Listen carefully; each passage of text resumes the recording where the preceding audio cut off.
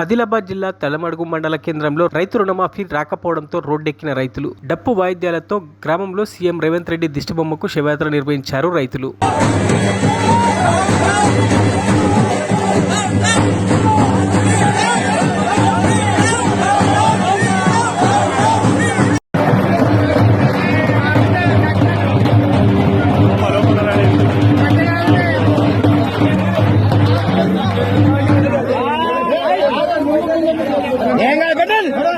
ముందు ముందు పెట్టుడాట ఏ బాల కొంచెం ఏ వెనుకకి ఎత్తు లేకుండి ముఖం కాడాలా కదా కొంచెం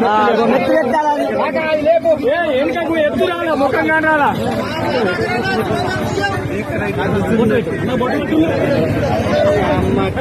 కొంచెం రెండంటూ